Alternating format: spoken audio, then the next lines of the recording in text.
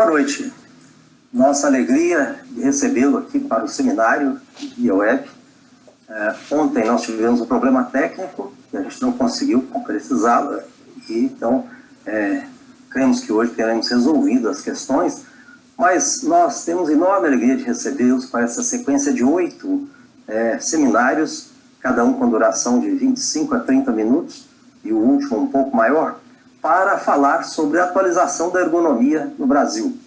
Está aqui comigo Denis Carvalho Couto, engenheiro de controle e automação, também engenheiro de segurança e especialista em ergonomia. E o nosso tema de hoje vai ser porquê do tema ergonomia 4.0 e também quais são as características das tecnologias 4.0 e o seu impacto sobre a saúde do trabalhador, especialmente na questão ergonômica. Mas antes, o Denis gostaria de dar alguns recados, algumas orientações para você que nos assiste.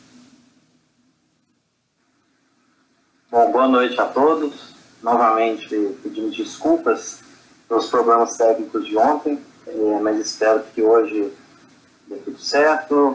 Acredito que o webinário está funcionando normal.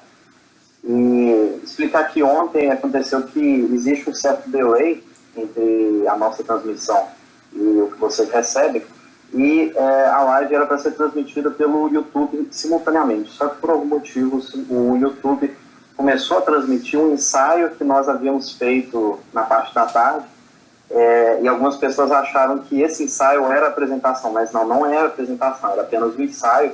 Nós estamos ao vivo aqui, hoje é quinta-feira, 6h32 da noite, então o intuito aqui do webinário ser ao vivo é poder interagir com vocês. Nós vamos colocar algumas enquetes no ar durante a apresentação. Nós vamos, ao final, ter perguntas, então vocês vão poder enviar perguntas. E espero que todos tenham um ótimo webinário e aproveitem nossa apresentação. Muito bem. O intuito desse seminário foi apresentar para vocês o livro Ergonomia 4.0 e também atualizá-los quanto à Ergonomia 4.0 nos pontos fundamentais. Este livro, Ergonomia 4.0, ele era para ser lançado, o livro de ergonomia, a atualização do livro de ergonomia era para ser lançado em julho de 2018. Mas naquele momento, na finalização, a gente percebeu esse movimento turbulento no mundo do trabalho, que nós chamamos de tecnologias 4.0 ou indústria 4.0.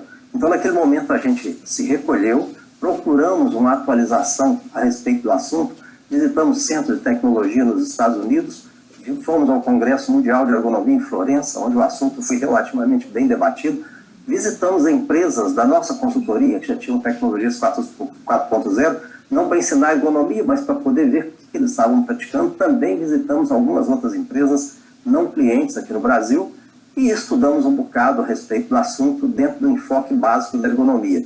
O que é ergonomia? É a adaptação do trabalho às pessoas para que elas produzam bem com o máximo de melhor de produtividade, com conforto e segurança. E aí, então, nós concretizamos o livro. Ele foi lançado em Belo Horizonte, no dia 4 de março, numa sessão aberta que teve cerca de 100 pessoas. No dia 10 de março, em Curitiba, com cerca de 90 pessoas, e em Porto Alegre, no dia 11 de março, com cerca de 80 pessoas. Um sucesso.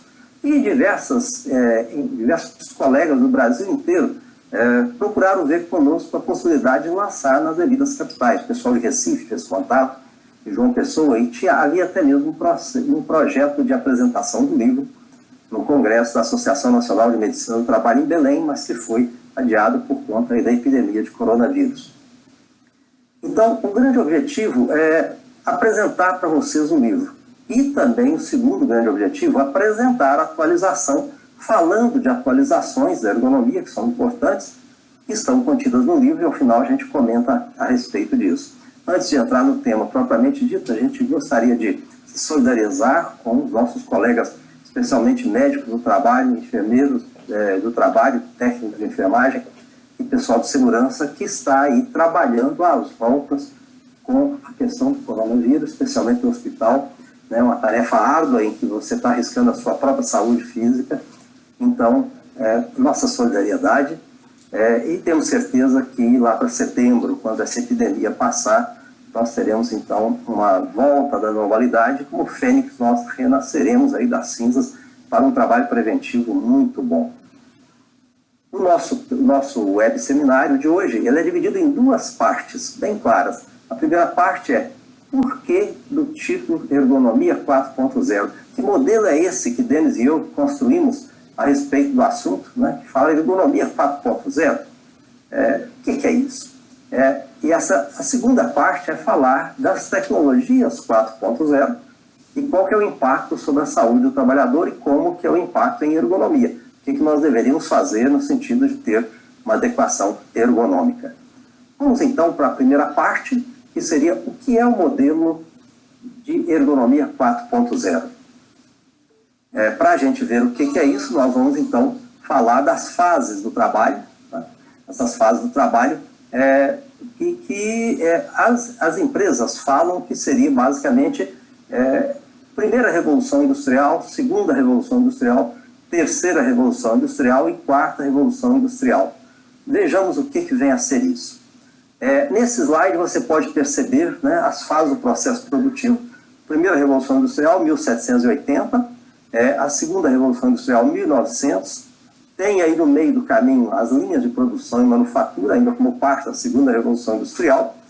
A terceira revolução industrial aparece em 1970 e a quarta revolução industrial, ou indústria 4.0, como é dito, é a partir de 2010. Existem aqueles chamados tecnologias que possibilitam essas ocorrências. Então, antes de falar sobre esse processo, das fases do processo produtivo, nós vamos colocar, né, para vocês, o Denis vai colocar para vocês, a primeira enquete.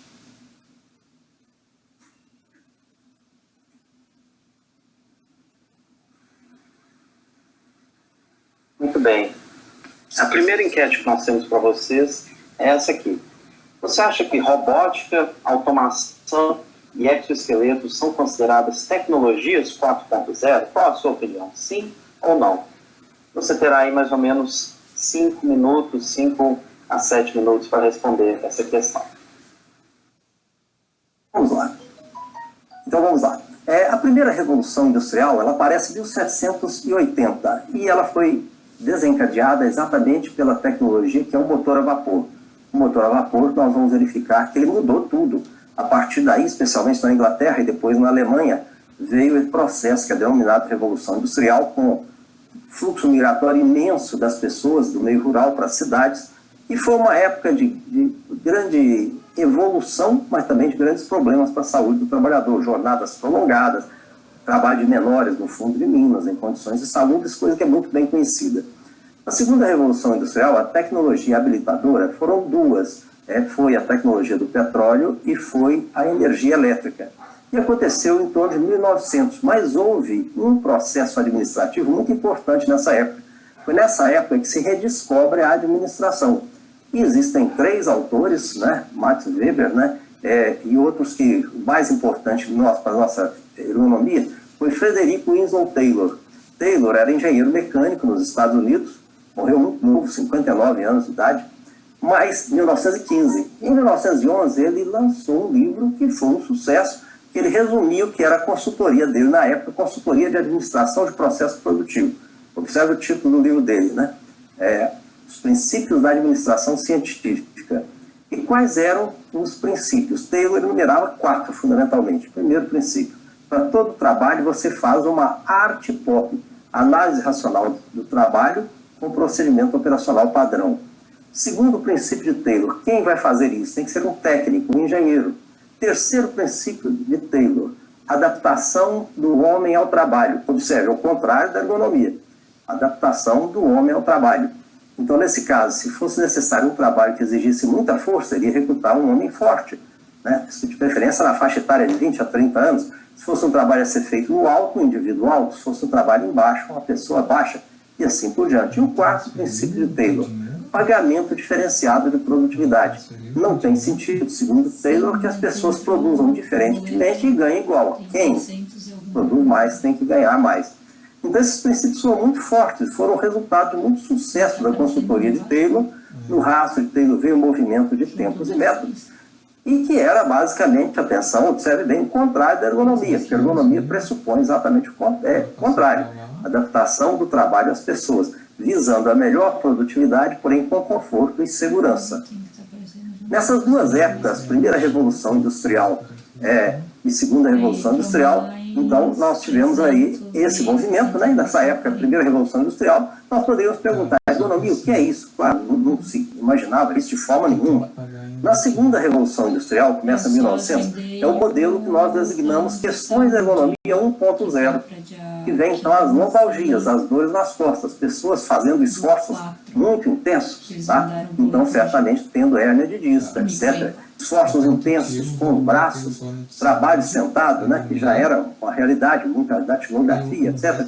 Trabalho pesado, calor e frio, essas seriam as questões que nós viríamos da ergonomia 1.0. Ainda dentro dessa fase da segunda revolução industrial, nós tivemos um extrato aí que foi a partir de 1945. No pós-guerra, houve um grande desenvolvimento no mundo das chamadas linhas de montagem.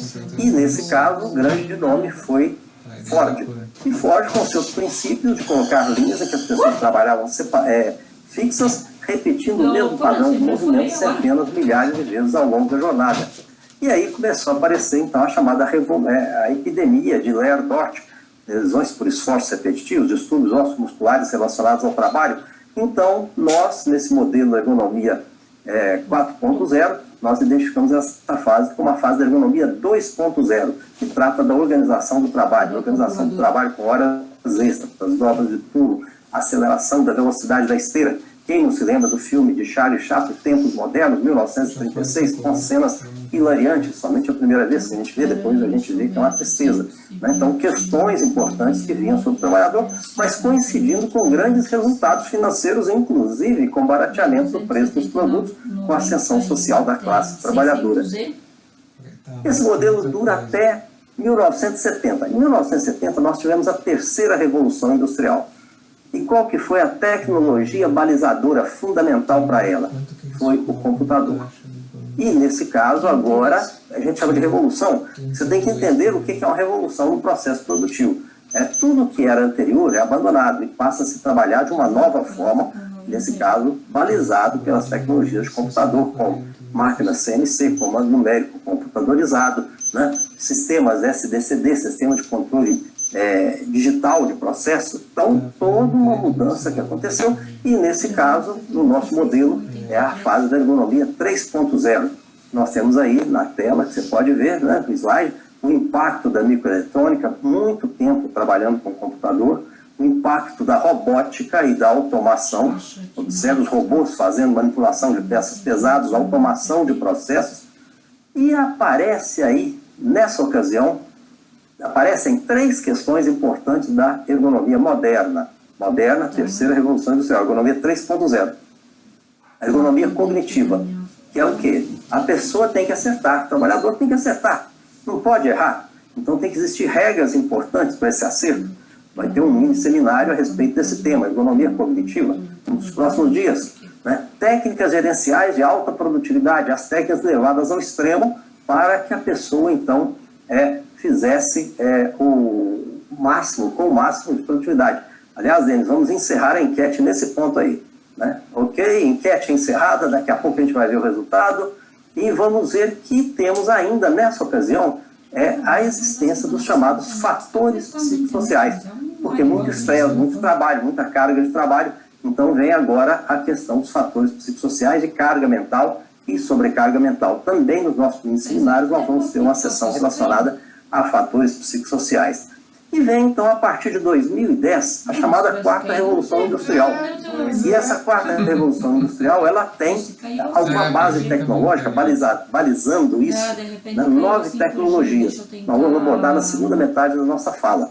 Que nós vamos ver o impacto de IoT, Internet das Coisas, Internet of Things, né, da inteligência artificial. Para nós é IA, inteligência artificial, e para a língua inglesa é AI, né? Dos robôs colaborativos e outras demandas importantes. E o que aconteceu nessa ocasião? Nós vamos explicar na segunda metade do nosso seminário.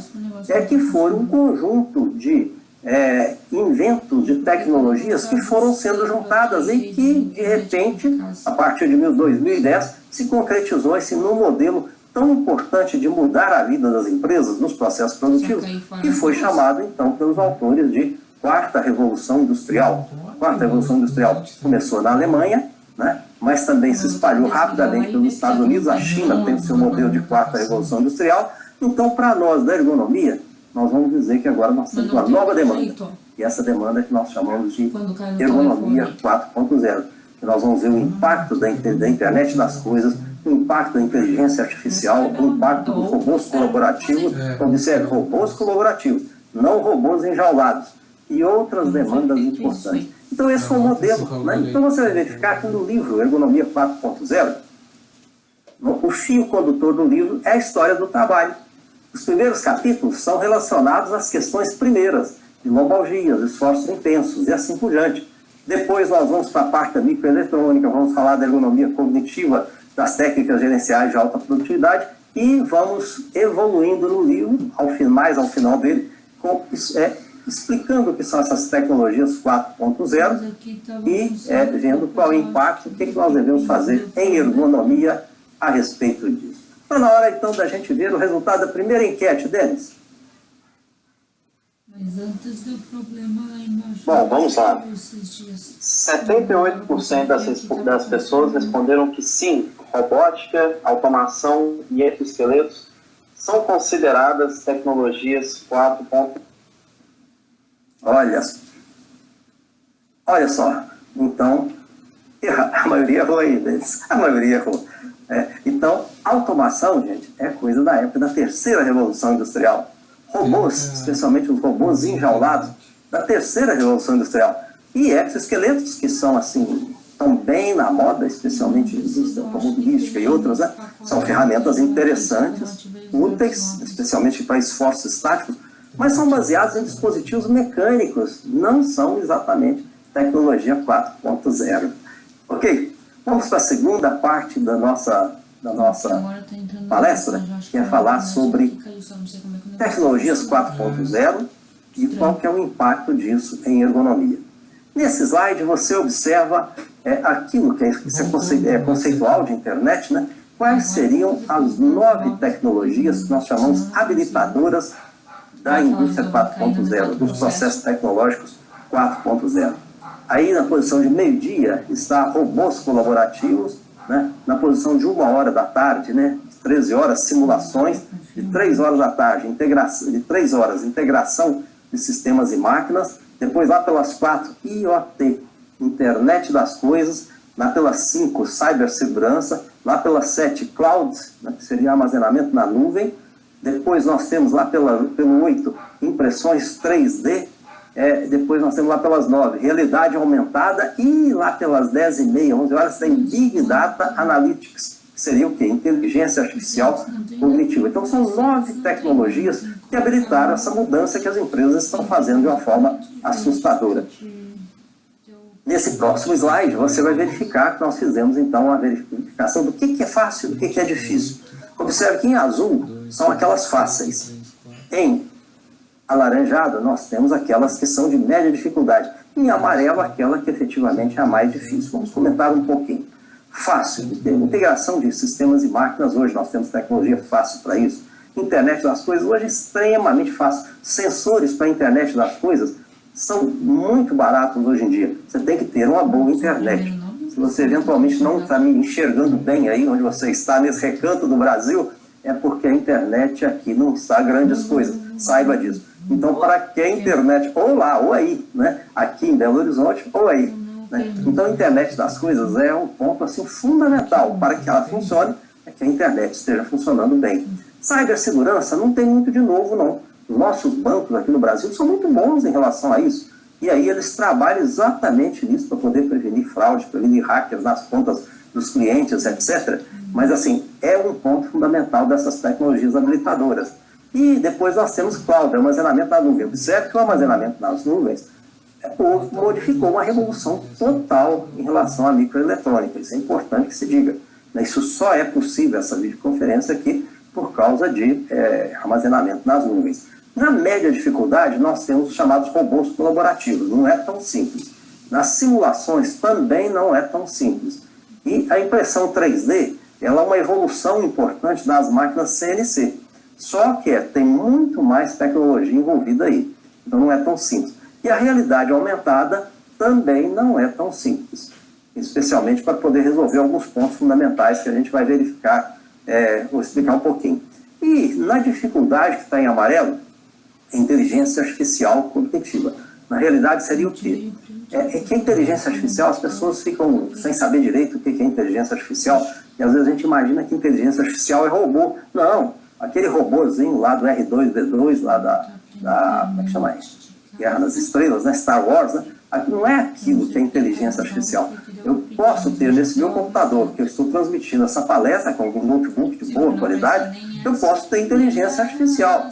Mas para que a inteligência artificial funcione, tem que existir um outro ponto importante, que é o chamado Big Data. Não existe inteligência artificial se não existir o Big Data, um grande número de dados que programas de computador que vão ter 3 tecnologias, vão acessar para poder tirar informação inteligente com uma velocidade muito rápida. Então, vamos ver o próximo slide. Assim, nesse ponto aqui tem uma enquete. A segunda enquete da nossa videoaula. Denis. Então, olhem aí na tela de vocês, vou publicar a seguinte enquete. As tecnologias 4.0 aumentam em mais de 100% a produtividade das empresas. Você concorda com essa afirmação ou discorda? Qual a sua opinião? Vocês vão poder responder aí nos próximos 5 minutos. Apesar de depois tu ter a transferência do PagSeguro quando a gente liberar para fazer para conta também. Muito bem. Vamos ver o próximo slide, quais são as 3 tecnologias que são consideradas que são pilares. Internet das coisas, cibersegurança, o cadeado é representativo, e análise de Big Data e inteligência artificial. Então, falando um pouco mais a respeito de inteligência artificial, inteligência artificial é um grande desafio desde Turing, né? Quem foi considerado o criador do computador foi Alan Turing, lá para 1942, lá na Inglaterra, em plena Segunda Guerra Mundial, né? Quem assistiu ao filme... chama o filme? O Jogo da Imitação, pode ver isso, como é que foi desenvolvido, né? E em 1950, pouco antes de morrer, Alan Turing já falava exatamente sobre inteligência artificial. E ele já fez algumas comparações, e é por isso que o filme se chama exatamente O Jogo da Imitação. Seria em que grau o computador imita o ser humano, ou o ser humano imita o computador. Mas a grande revolução disso, houve revoluções grandes ao longo dos anos e das décadas, né? O Deep Blue vencendo o campeão mundial de xadrez, etc. Mas em 2012, a partir de 2012, passou a existir a grande revolução através de 3 tecnologias importantes para o computador. Uma se chama Deep Learning, a outra Reinforcement Learning e a outra Machine Learning. Essas 3 tecnologias, que não cabe aqui explicar como que é, né? Mas assim, elas mostraram para o computador entender cenários. Então, à medida que existe Big Data, que se ensina ao computador tais características que estão ali naqueles dados, com esse cenário caracterizam tal problema, o computador começou a aprender. E aí, então, o computador, a inteligência artificial, nos auxilia nesse processo. E é por isso que não é tão simples, porque você tem que ter as 2 coisas juntas, as tecnologias, as 3 relacionadas à inteligência artificial, que eu citei, junto com Big Data. Não existe inteligência artificial sem Big Data. Então, são essas 3, mas a inteligência artificial, claro, faz uma enorme diferença à medida que o computador enxerga cenários sem precisar de algoritmos digitados pelos seres humanos. Então, o melhor termo, você vai dizer o seguinte, por que as empresas, tem empresa que tem isso tudo? Não. Tem empresas que são na 3ª Revolução Industrial, mas já tem uma série de recursos da 4ª Revolução Industrial. Tem outras que estão na 2ª Revolução Industrial, mas que já tem uma série de recursos da 4ª Revolução Industrial. Então, talvez o melhor termo seria empresas com tecnologias 4.0. Também por causa de um outro detalhe, porque quando você fala em indústria 4.0, você está limitando a indústria. Enquanto você fala em empresas com tecnologias 4.0, é o que acontece. Por exemplo, hospitais com diversas tecnologias 4.0, setores de serviços com diversas tecnologias 4.0, que vão incorporando gradativamente mais e mais tecnologias. Vamos ver, então, alguns exemplos. Aí são figuras, algumas fotos nossas, outras de livro, né, outras de revista. Essa é a impressora 3D, né, que vai fazer aí peças de alta qualidade, digamos, especificadas com muito cuidado, com muito detalhe técnico, mas em pouco volume. Porque pode ter até peça de alta qualidade, de alto valor agregado, mas foi em alto volume, as linhas de produção e as máquinas tradicionais já faziam. Nas impressoras 3D, elas vão atender a essa demanda melhor. Esse é o robô colaborativo, essa é uma fotografia exatamente do fabricante desse robô na Alemanha, e você vai verificar o seguinte: como que a gente iria imaginar um robô tão perto do trabalhador? Os robôs da época da terceira revolução industrial, eles eram robôs, dizíamos, enjaulados, né? Nós sabemos o que é isso. Agora você vê um robô tão perto aí do trabalhador, aproveitando o saber do trabalhador e o robô atingindo os pontos que são difíceis para o trabalhador, então melhorando, por isso que é chamado robô colaborativo, e também diminuindo a possibilidade de lesões nos braços, nos ombros do trabalhador. Vamos ver o próximo. No próximo, nós vemos aí uma imagem tirada de um trabalho científico, também robô colaborativo. Observe o posto de trabalho, como é que seria o indivíduo bem sentado no posto de trabalho e o robô fazendo a operação. E aí, no lado direito do slide, a gente fala exatamente o que seria. É a combinação de cognição e habilidades sensoriais e motoras do ser humano, mais a precisão, velocidade, força e ausência de fadiga dos robôs. Isso tem na medicina o seu grande exemplo, que é a chamada cirurgia com auxílio de robô. O pessoal diz que é cirurgia robótica. Não, não é. Na verdade, o cirurgião é um cirurgião ser humano, que tem toda uma habilidade, tem todo um saber, mas ele opera joysticks. E aí, verificando isso, lá na frente você tem um robô com braços muito precisos, com pinças muito precisas, fazendo incisões muito delicadas, fazendo suturas super bem feitas, de tal forma que no final você tenha pouco impacto, né? A cirurgia se torna muito mais precisa. Essa é uma foto que nós tiramos do nosso colega de Curitiba, Dr. Paulo Zépola, na visita que nós fizemos a uma empresa que foi a gráfica que imprimiu esse nosso livro lá no interior do Paraná, em Londrina. E o que é isso aí? É um óculos de realidade virtual, que é utilizado para quê? Para treinamentos de segurança, treinamento e integração. Uma demanda importante, você tem uma admissão, e essa admissão, ou daqui a pouco outra admissão, daqui a alguns dias, como é que você faz o treinamento de integração? Nesse óculos de realidade virtual, o indivíduo se senta nessa cadeira e acompanha, faz um tour pela empresa, né, conhece o gerente, conhece o diretor, né, e vai andando aí, virando a cabeça e como se ele estivesse dentro da empresa, com um grau de resolução importantíssimo, né, no sentido de passar regras de segurança. E foi por causa disso que houve a chamada guinada dos gigantes da automação e controle, como por exemplo, nesse caso, do site da IBM. A IBM, em determinado momento, abandonou a fabricação de computadores e passou a trabalhar com inteligência artificial, que se chama plataforma Watson, no caso específico, né, outras empresas, a ABB, né, da Suécia, eles também têm as respectivas plataformas. Uma mudança geral, né, no sentido de atender a essa nova tecnologia. No Brasil, as empresas mais avançadas são as sucursais brasileiras de multinacionais, as empresas químicas e de celulose e papel. O agronegócio está muito adiantado nisso, os call centers. E em sistemas cyberfísicos, os bancos são bons representantes de alta tecnologia envolvida nisso, também estão envolvidos na aeronáutica, no controle de tráfego aéreo, sistemas de controle de trânsito, de tráfego metroviário, né? E olha só que interessante, serviços de saúde e interpretação dos resultados dos exames complementares, de forma importantíssima, isso já faz aí direto em muitos hospitais, né? Isso foi tão importante que o Senai verificou isso como uma área prioritária. Esse slide é do site do Senai, chama o item Indústria 4.0. E observe o detalhe, né? Curso gratuito e totalmente online. Né? Clique aqui e faça, né, já a sua matrícula em internet das coisas, etc. Muito bem. Tecnologias 4.0 no Brasil. Alguns comentários. Né? Manufatura, produção contínua, né? E mais outros itens importantes que nós vamos ver. Manufatura, por exemplo, a gente já tem visto muita coisa importante, como, por exemplo, a autogestão da velocidade da linha, eliminando aquela variação de modelo para modelo, o fornecimento do componente exato, através de mecanismos que são chamados de picking by light, né, em que não se erra, aquele componente vai certinho para o carro, para o seu destino. O suprimento seguro de material pelos AGVs, são aquelas empilhadeiras sem operador circulando pela empresa, são da época da terceira revolução industrial, mas foram bem aperfeiçoados. Tablets com projeto em 3D, facilitando montagem, especialmente quando o tempo de ciclo é muito maior, simuladores para treinamento em realidade virtual e robôs colaborativos.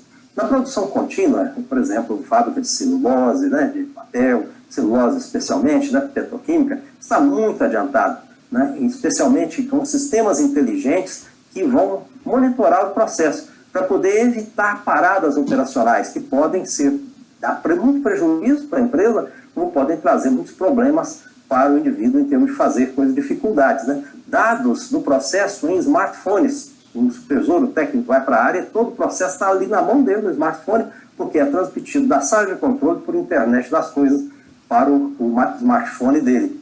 Em hospitais e laboratórios, grandes evoluções, por exemplo, na identificação de pacientes para que não haja erro de medicação, na identificação dos medicamentos para que não haja erro de medicação, nos horários da medicação, tudo isso já está acontecendo, né? Ainda em laboratório, a gente vê o robô colaborativo, que eu já citei, e inteligência artificial em CTI, fazendo a previsão da possibilidade de agravamento da doença do quadro do paciente em CTI.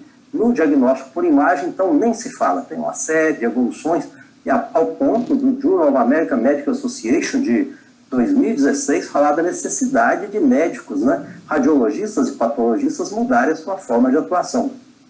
E simuladores. Eu sou professor de fisiologia na Faculdade de Ciências Médicas de Belo Horizonte e hoje já temos simuladores extraordinários que simulam condutas corretas ou incorretas da equipe diante de determinado cenário, né? Nas inspeções, inspeção com prancheta já está sendo gradativamente abandonada. Hoje é a inspeção com tablet ou smartphone que já gera informação para correção do processo do sistema da empresa, né?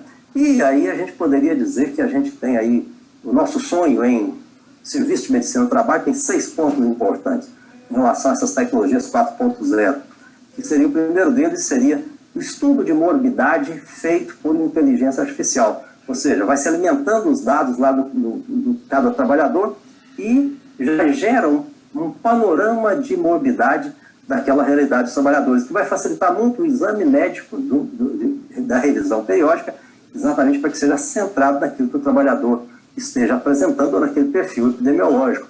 Treinamentos operacionais de segurança já auxiliados por essas tecnologias, autorização de trabalho, gerenciamento de pausas, especialmente no frio e no calor, e certamente um grande sonho que a gente tem é exatamente a inteligência artificial no banco de dados da segurança quanto àquele monte de acidentes de trabalho que eles têm investigados e relatados para poder enxergar cenários e mostrar tendências que nós temos de acidentes e que podem originar ações preventivas bem precoces. Agora, qual que é o impacto disso tudo sobre o trabalhador? Nós temos que entender que as tecnologias 4.0 estão solucionando problemas ergonômicos e facilitando a vida do trabalhador em diversos pontos. Nesse próximo slide, eu enumerei 9 pontos importantes que você deverá ver que essas tecnologias vão melhorar. Por exemplo, a redução dos esforços de posições forçadas, a redução da carga mental com processamento de dados administrativos, redução de processos burocráticos administrativos, simulações melhorando a confiabilidade e capacitação dos trabalhadores, simulação de plantas industriais no projeto, aperfeiçoando a ergonomia dos postos de trabalho, simulação da operação de máquinas complexas, redução das interrupções dos processos pela melhoria da manutenção preditiva e identificação de causa raiz, muito melhor do que os tradicionais, antigos e pouco eficientes MASP, metodologia de análise e solução de problemas. Isso é o lado positivo, mas quais são os impactos dessas tecnologias 4.0 sobre a saúde dos trabalhadores e gerentes dos processos? A minha explanação está centrada em 4 pontos importantes. Qual que é o impacto geral sobre os trabalhadores, impacto sobre os gestores, impacto sobre o pessoal técnico de TIC. TIC é Tecnologia da Informação e Comunicação. Antigamente a gente dizia que era TI, pessoal de TI, atualmente é TIC. E qual que é o impacto no pessoal que restar e sobreviver na própria empresa? Primeiro ponto que nós temos que entender, que para a saúde do trabalhador, o trabalhador vai ter que evoluir na mesma velocidade das tecnologias 4.0. E isso é um aprendizado constante, né? E com um aprendizado que muitas vezes vai ser datado com facilidade. Então, daqui a 6 meses, daqui a 2 anos, aquilo que ele aprendeu hoje já não vai estar valendo. Pode originar frustração, mas vai ter que originar também resiliência e originar muito esforço, né, de poder atender, de poder aprender e poder aprender cada vez mais, né? Sendo que o ser humano vai ficar numa posição clara de tomada de decisão. Essa é uma questão importante que se faz, inclusive, um livro recente do Harari, 21 lições para o século XXI, é muito decisivo nisso. A inteligência artificial, ela resolve problemas numa base de dados estabelecida, mas a inteligência artificial, ela não tem consciência do processo. A consciência do processo em questões complexas ainda é próprio dos humanos. E isso aí é um ponto que será mantido durante muito tempo. Não há nenhuma perspectiva de que isso mude, né? Aumento do número de contratados. Então, nós vamos ter o pessoal da empresa e um grande número de contratados de tecnologia da informação, que hoje é tecnologia da informação e comunicação, né? E redução do efetivo operacional e do pessoal próprio da empresa. Outro ponto importante que a gente vai ver, estou aqui na minha cola, dá para você perceber aí, né, que seria o impacto para os gestores. Os gerentes, eles vão ter grande impacto nesse processo todo. Eles vão ter uma demanda enorme da chamada habilitação conceitual. Então, a habilitação conceitual, você tem que entender esse processo como um todo, tá? No sentido de fazer contratos adequados, de ter interação adequada com o pessoal, com a equipe, com as empresas contratadas para tecnologia de informação e controle, tá? E eles vão ter que fazer também uma outra coisa importante, controlar as tentativas de abuso dessas tecnologias, porque o pessoal de tecnologia de informação, especialmente de inteligência artificial, todas as tecnologias novas, eles são muito convincentes e sedutores nas possibilidades de solução dessas tecnologias. E muitas vezes o gerente vai ter que fazer um papel crítico em relação a isso, porque não são todas as questões que são bem solucionadas por essas tecnologias. O pessoal técnico envolvido, imagina agora os técnicos formados lá em microeletrônica, pessoal que vai dar assistência a isso, o pessoal de TI e comunicação. Nesse caso, a perspectiva é que eles tenham 2 trabalhos em termos de 2 siglas. Eu gosto muito da sopa de letras. Quem me conhece meus trabalhos, sabe da sopa de letras. Vão ser 2 sopas de letras para esse pessoal. O primeiro é o trabalho IDT. Trabalho intenso, denso e tenso. Pode anotar. Já está sendo. Por quê? Porque o trabalho é intenso. Especialmente quando você fala de cibersegurança, é um trabalho intenso que vai ser denso, sem poros, e vai ser tenso, porque tem que resolver aquilo, né, num curto intervalo de tempo. E a outra sopa de letras para esse pessoal é o trabalho TTTQL. O que é isso? Trabalho o tempo todo em qualquer lugar. Isso a gente já observa, anda pelas fábricas e vê esse pessoal que está dando assistência a esses processos, né, com notebooks apoiados aqui no antebraço, sem nenhum suporte e nas piores condições, e tendo aqui o acesso, claro, o acesso está preservado, mas assim, uma condição difícil, e que muitas vezes ele vai de casa também fazer o seu home office a qualquer hora, com jornadas irregulares e muitas vezes tensas, porque ele tem que resolver o problema em curto intervalo de tempo.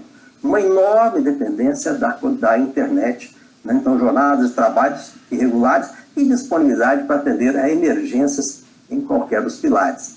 O pessoal operacional da própria empresa, nós temos redução do quadro de pessoal. Sobrecarga física. Diversas dessas tecnologias trazem sobrecarga física, tá? E alívio da sobrecarga pelos robôs colaborativos, com acentuação da polaridade de qualificações entre o controlador de processo e o operador de área. O operador de área vai continuar fazendo o trabalho que nós chamamos, né, PPP-MP. E o que é o trabalho PPP-MP? É um trabalho pouco, pesado, perigoso e mal pago. Esse vai continuar existindo e vai estar restrito, vai ser para o pessoal da área. Então, aqui agora nós estamos no ponto de responder a segunda enquete. E o aumento da produtividade das empresas com as tecnologias 4.0, Denis?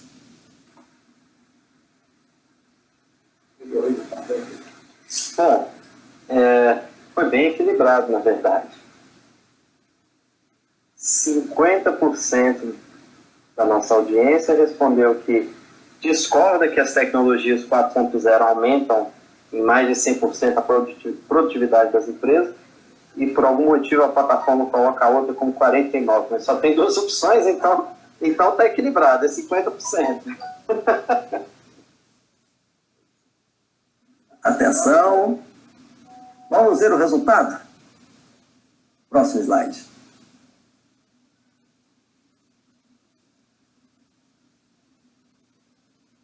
Vamos ver o que dizem os estudiosos a respeito de tecnologia 4.0.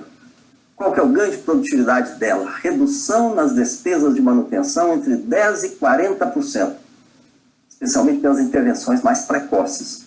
Redução no consumo de energia entre 10% a 20%. Aumento da eficiência no trabalho entre 10% e 25%. Mas esses estudiosos são unânimes em dizer que essas tecnologias aumentam a produtividade em cerca de 30%. Não mais do que isso. Aí você pode estar meio frustrado, né? Puxa vida, com tanta coisa interessante, aumenta só em 30%. É verdade. Na realidade, existe uma tecnologia que aumenta a produtividade, o ganho financeiro da empresa, muito mais do que isso. Muito mais do que isso. Nós vamos falar qual é essa tecnologia no nosso 8º seminário, daqui a alguns dias. Muito bem. Então, nós estamos no ponto de falar para vocês sobre o livro Ergonomia 4.0, esse belíssimo livro, né, que Denis e eu fizemos aí com muito empenho, muita dedicação, 760 páginas, encadernação fina, com capas bonitas, né, com toda a orientação. Tem todo esse conteúdo e mais, nós vamos falar nesses próximos dias, mas um ponto que eu gostaria de destacar nesse livro é que diz o quê?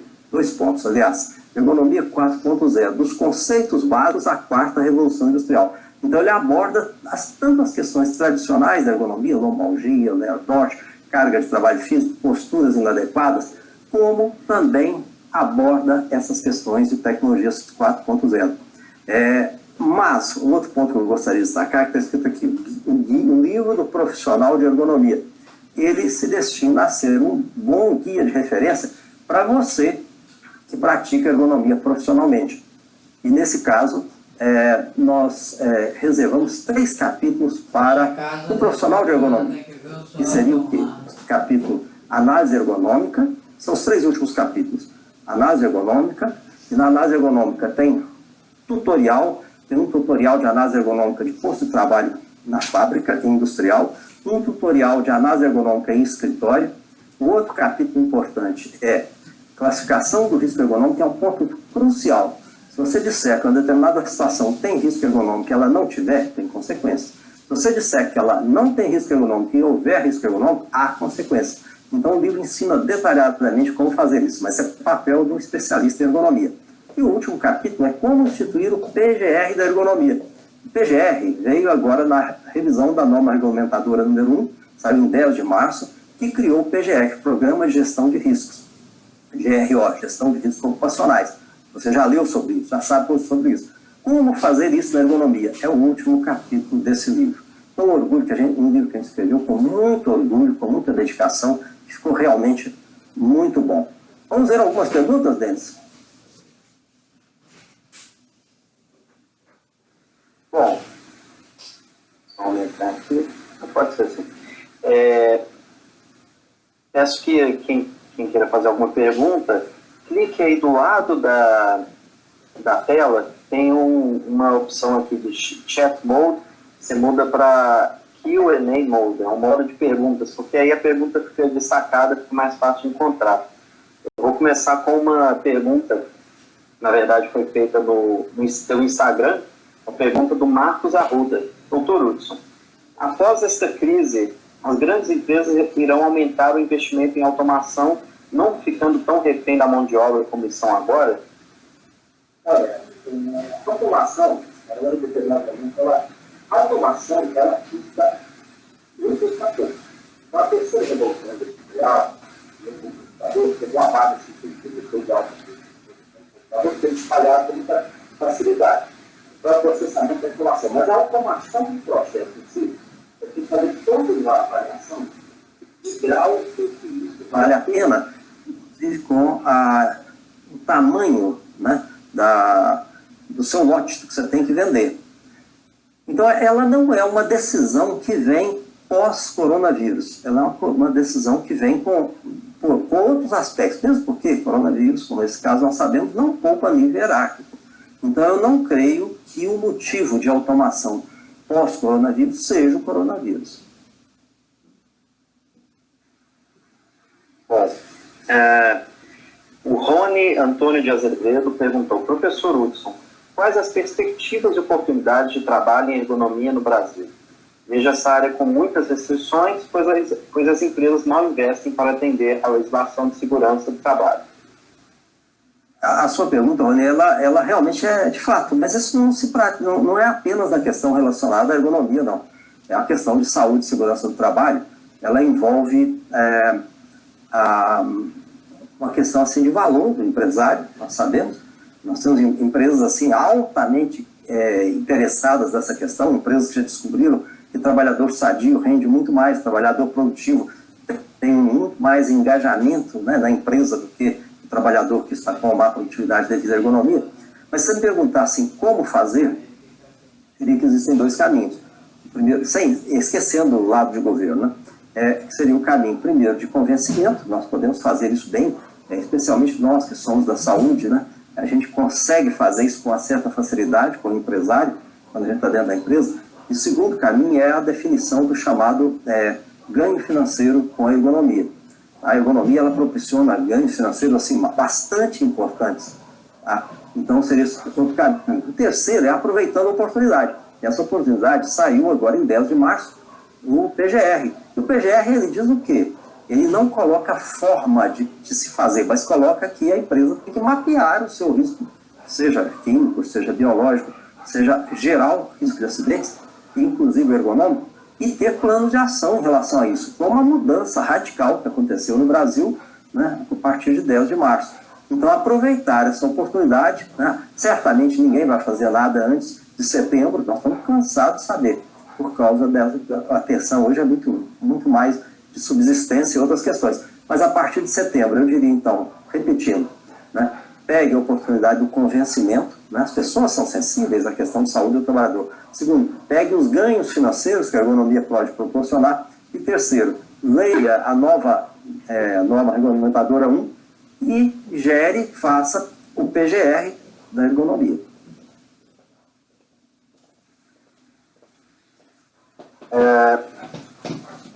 O Vicente Tussi Filho: olá, professor Hudson, como calcular os ganhos em investimentos em ergonomia?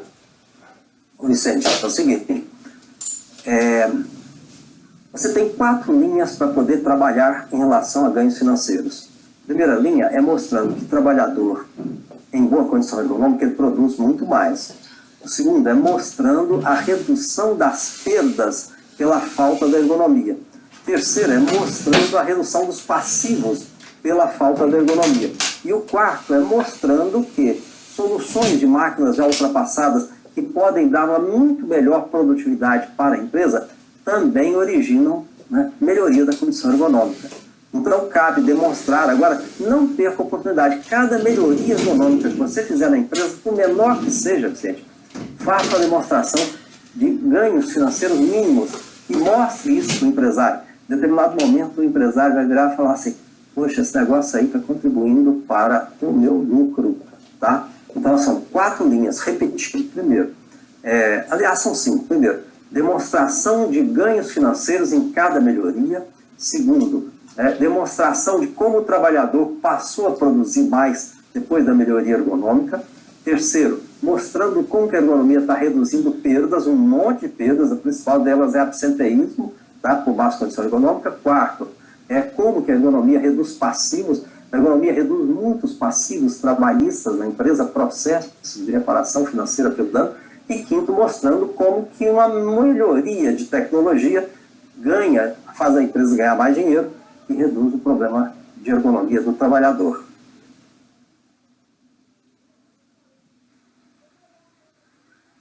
A Daiane mandou assim: professor, gostaria de saber sua opinião a respeito dos efeitos dos riscos psicossociais na indústria 4.0. riscos psicossociais da indústria 4.0.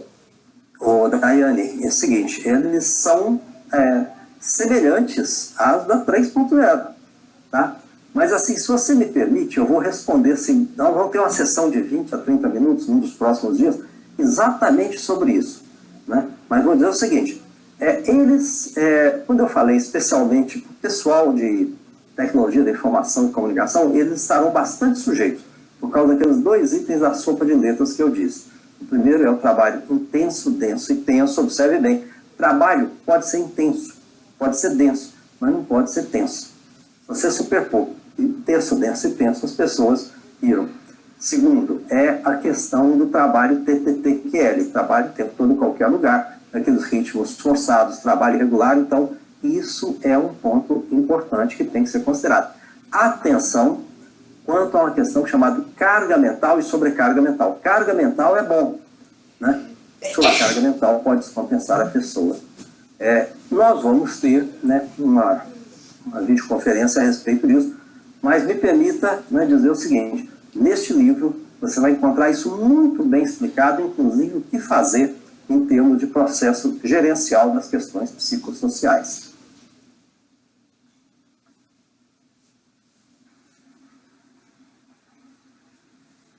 Vamos para a última pergunta? Última pergunta, então.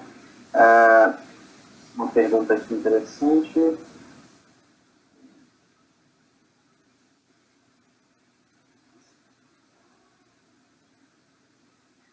Caro doutor Hudson, o parecer do Ministério Público do Trabalho na revisão da NR 17 indica uma AET preliminar e AET completa. Qual a principal diferença das AETs? Isso. Porque a Flávio Frade deveria ter feito aquilo assistido. A filosofia de economia que a filosofia mais competente que entendeu que bom que está aqui na audiência.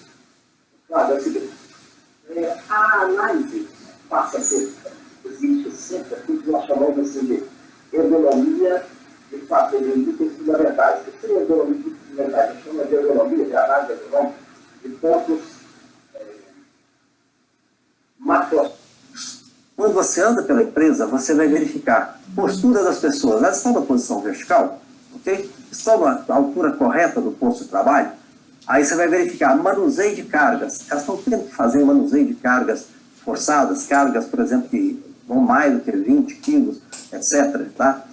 A frequência disso. Você vai ver ritmos muito forçados, você vai ver exposição ao calor. Na verdade, são 17 itens que tem que ser olhados, numa verificação de sim ou não. Né?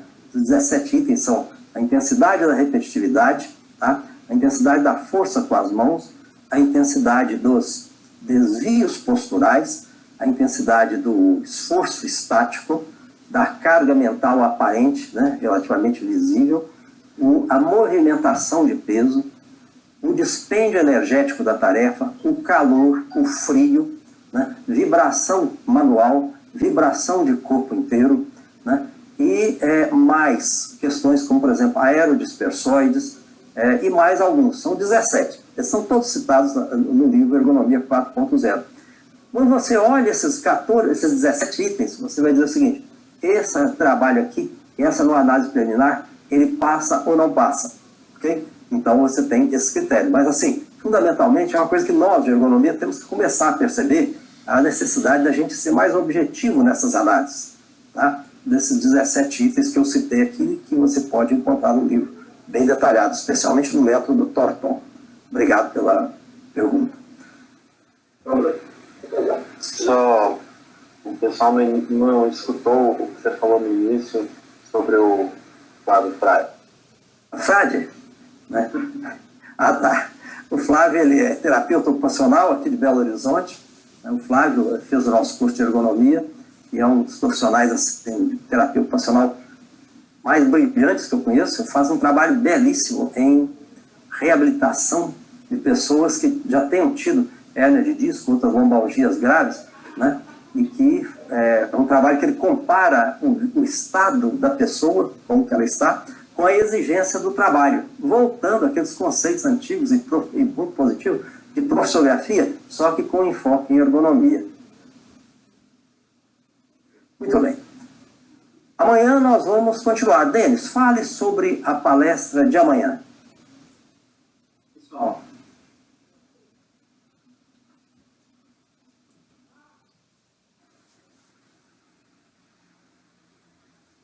Bom, a palestra de amanhã, o tema é levantamento manual de cargas complexas e o método LIFT. Levantamento manual de cargas complexas é um problema clássico da economia, né? Encontrar limites para o levantamento manual de cargas do trabalhador. E o método LIFT é um método para encontrar esses limites, que nós tomamos contato lá em Florença, no congresso da IEA, em 2018. Está começando a ser utilizado lá fora e o tema é justamente como utilizar essa nova ferramenta, mais uma ferramenta para o arsenal dos ergonomistas. Espero que todos que estão aqui, que gostaram, estejam presentes amanhã. O segundo de 8 webinários, que vão continuar na semana que vem, sempre nesse mesmo horário, 18h30. Ok. Pessoal, então, nos vemos amanhã. Um abraço.